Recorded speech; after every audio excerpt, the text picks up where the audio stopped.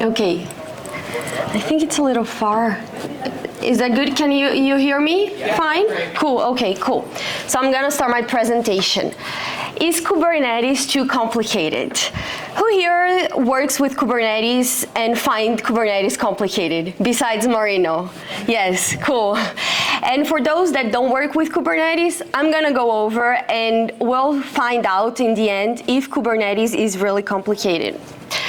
I gave this talk for the first time in February at Civo Navigate, but since then I learned a lot, so a lot of the slides changed, but I don't see anyone besides Marino that was there at Civo Navigate, so you're not gonna see any difference.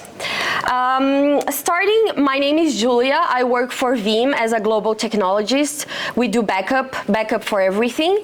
And I'm a CNCF ambassador, I'm an AWS community builder, and I'm a public speaker, which I started at Civo Navigate as well. I want to talk about Kubernetes because Kubernetes fascinates me. I started learning about it last year, and then I attended my first KubeCon, and I was amazed by the community, all the projects, the CNCF landscape. So I started contributing and networking and connecting with people. That's why I became a CNCF ambassador. I'm also one of the organizers of this conference. So I really like the topic and getting involved. Let's start with what is Kubernetes. To talk about Kubernetes, we have to take a step back and talk about containers. Containers, you can think of containers as a self-contained package that holds everything that your application needs to run smoothly, including dependencies, configurations, components, etc. It ensures the consistency of the application behavior across different environments. So it helps with that it works on my computer or it worked on my machine, because if your application runs correctly in your machine within the container, it's highly likely to work in other machines running the same container. But there's a problem. Containers, by definition, they are ephemeral. So once the container dies or goes down, nothing is kind of there to get it back up and running. That's where Kubernetes come into play. So Kubernetes is your container orchestrator. So if you have an app, let's say an Nginx app, and you want 3 replicas of that app and scale that app, Yes, and you want to scale that app to multiple nodes for high availability and redundancy, Kubernetes can do that. Kubernetes also can self-heal. So if a container goes down, like I just said, you won't get a call at 2 a.m. saying, oh, please get that container back up. No, it self-heals by itself. All of that is what Kubernetes does. Kubernetes is also an open source software, which means they are created for the community and by the community. I'm going to talk more about the community in the end, but that's one of the aspects that I love about Kubernetes. Kubernetes is very powerful, but that doesn't mean it's for everyone. It's made to solve certain problems. So if you have, sometimes Kubernetes is not the best solution. For instance, if you have a small application that only 10 people use, or if you're only deploying a small number of containers that are not mission critical, or if your application within the container does not have requirements to scale up and down, or if your application would not benefit from shared persistent storage, load balancing, service discovery, etc. Great. The Kubernetes learning curve. I started learning last year, and it was really hard at the beginning. When I Googled about Kubernetes, I was scared because all the memes on Twitter, on Google, this meme portrays accurately, the learning. Actually, it portrays how it is, people dying, but it's a little inaccurate, like that you need to learn more in a short time. But anyways, the journey of learning is true. Kubernetes is also like an iceberg. So you start learning some concepts and then you discover there is more to learn, and terminologies, tools. I should be at this stage where he's growing a beard by now, learning those topics. But it's, an iceberg, and there's so much to learn that people, they get overwhelmed when they're starting, and it's hard. I agree. I was there, but I don't want to, shock anyone because it gets easier. So this is just the reality. But yeah, and the terminology I mentioned, there is so much, when you come into this new ecosystem that you need to learn, but it gets easier once you start using, etc. I like to explain Kubernetes, the Kubernetes architecture, with an analogy. So the analogy is a simple one about renting rooms in a house. So let's all imagine you own a house with 9 rooms, and you decide to rent out 3 of these rooms. You have 2 choices. Either you can manage everything yourself by posting ads on Facebook or whatever, or you can hire a property management company to do it for you. So you don't have time, you decide to go with the company. And the contract with the company states that 3 rooms should always be available for rent, and the company can choose which rooms should be rented. Also, it also states that each room is equipped with 2 beds, as they are crucial for guest comfort. Obviously, we can't sleep without a bed. And every time someone checks out, the rooms are cleaned and prepared for the next guest. So, and to further optimize the rental process, the company uses a scheduler. So the scheduler analyzes the overall demand and availability of the room, deciding which room to rent out based on occupancy and guests' requirements, etc.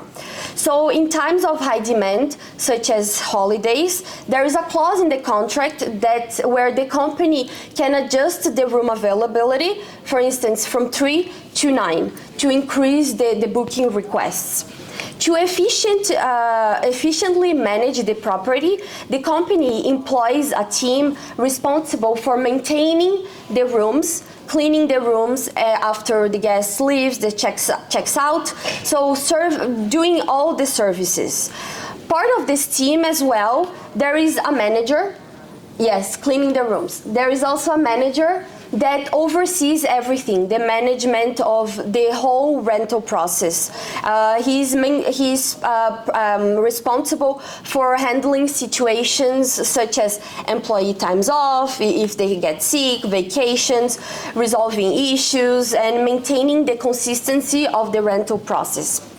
The company maintains a comprehensive system that they store everything from the rental, all the guests, names, etc., all the relevant information about beds, bookings, employees, etc. And finally, the company has 2 telephones. One is internal, that the company uses to talk to the house, and one is external, that is to talk to the public. Great, but why is this analogy related to Kubernetes? Did anyone understand a little bit the correlation? Yes? Well, if not, I'm gonna explain why that analogy is similar to the Kubernetes architecture. So imagine now that instead of being a rental house owner, you are a developer. And the rental house with its rooms represents the worker node. I put N because there can be many worker nodes. And these are the machines that run your application. Each room corresponds to a pod. So the pod is a logical unit that holds one or more containers.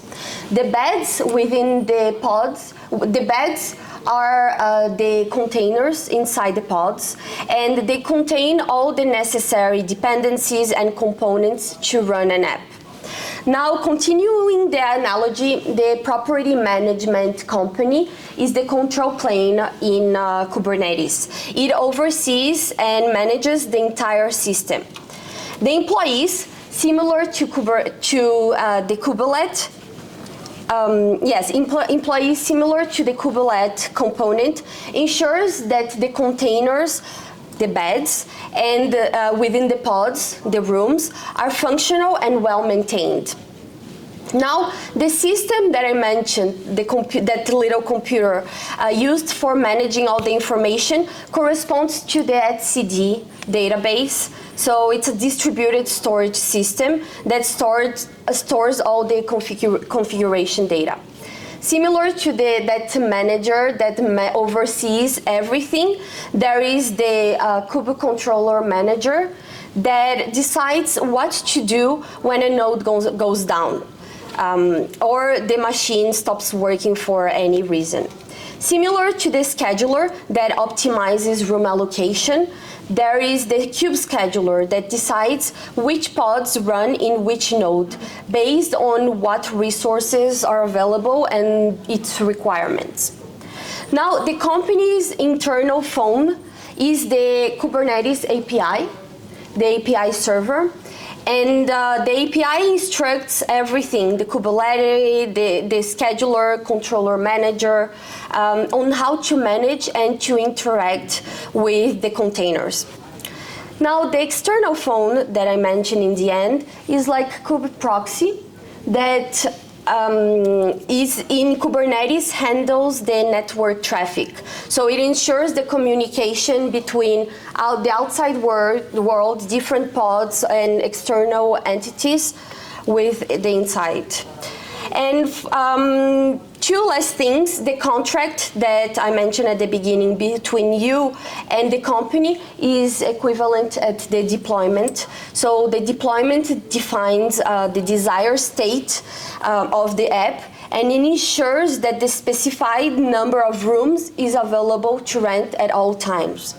And finally, the extra clause in agreement when we're in season or holidays that allows to adjust the rooms to be rented is the auto scaling. So you saw new rooms, new pods, and pods being there.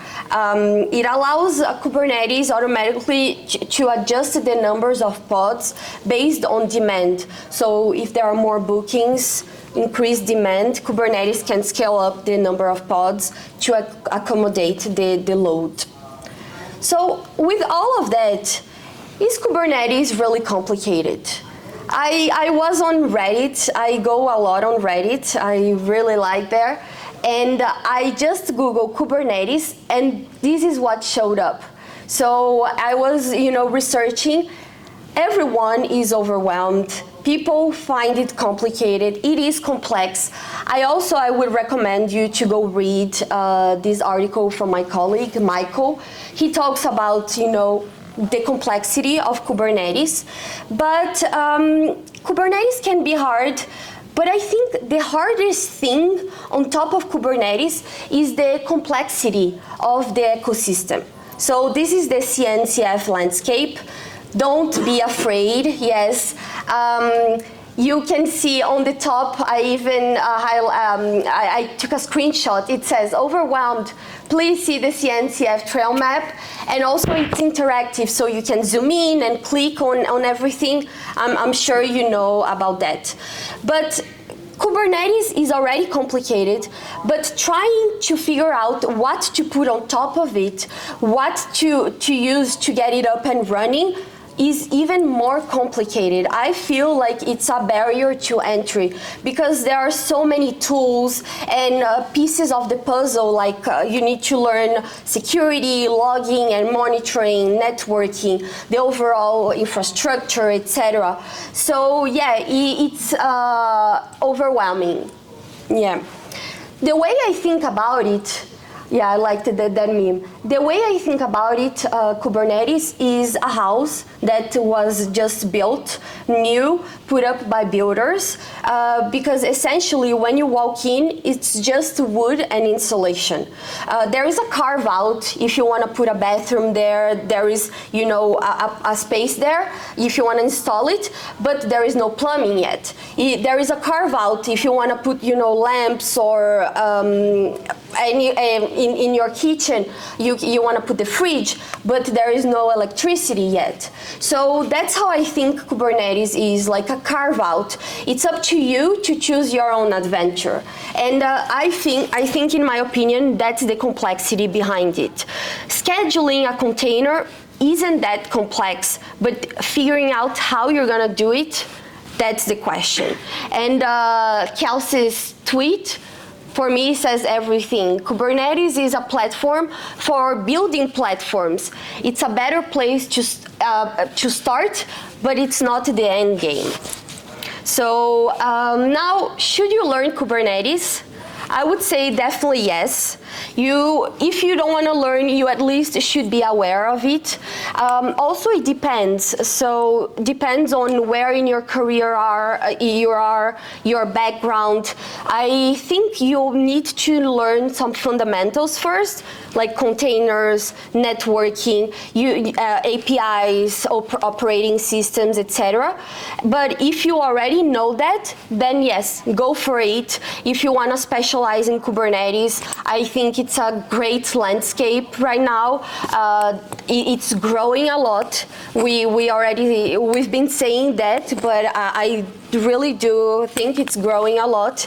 And but if you just want to settle in and go to your job every day and work behind your computer, if that's it, that's the only thing you want to do, I would say Kubernetes is not for you. Because with Kubernetes, you need to be always learning. You know, it's not gonna be just, I learned this, I'm gonna work on that. No, there are tools coming up and you need to update, etc. So yeah, you're gonna always be learning. Online, there are a lot of free resources if you want to start learning Kubernetes. I also recommend the documentation is very good. There is a Slack channel for the Kubernetes group.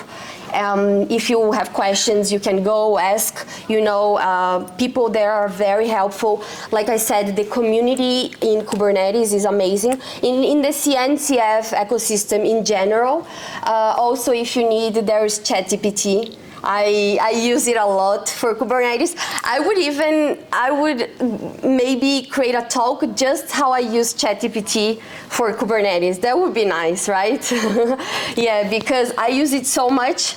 And also for those that are just starting out, CNCF has some comic books that are really helpful for those that, you know, want to understand. It's not very technical, but it's really good to understand how everything works. So I always recommend people to take a look at these comic books.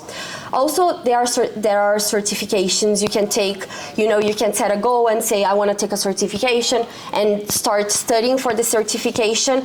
And there are a lot of things online. Free, there are paid ones. If you want, I can give you other resources, paid ones, very good. But I would say just go, and there are a lot of things online. I want to finish by just showing the stats from the last KubeCon in Amsterdam. Who was in Amsterdam? Yes. So it's crazy. It was sold out, first of all. It says 10,000 attendees. I think there were more than 10,000. More than half were first-timers, so first time at KubeCon. We have 159 now CNCF projects.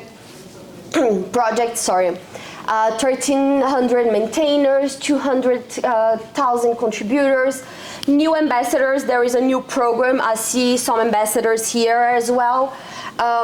Community groups, Kubernetes community days. There are new certificates coming up. And the next one is going to be in Paris. So the next one in Europe, sorry. The next one in the US is going to be in Chicago. So I just want to show these stats to show that the Kubernetes adoption is growing very fast, and the project's popularity is through the roof. It's crazy. People are starting to get more interested. I was at KubeCon in Amsterdam, and it's not just, you know, platform engineers, DevOps, people like that. There are now like C-level developers, all kinds of people interested in learning more about Kubernetes. So it was a great event. I would recommend going. I know it's expensive, so if your company doesn't pay for that, there is scholarship as well. But if you want to check out how it was, I did a vlog there, so I filmed the whole event, the booths, the parties, etc. So you can check it out on my YouTube as well. And yeah, that's what I have for you today. Any questions, feedback? Do you still find Kubernetes complicated? I do. I will still say that in a few years. If I'll probably do this presentation in a few years, and I'll say, oh, I still think Kubernetes is complicated. Yeah. Thank you.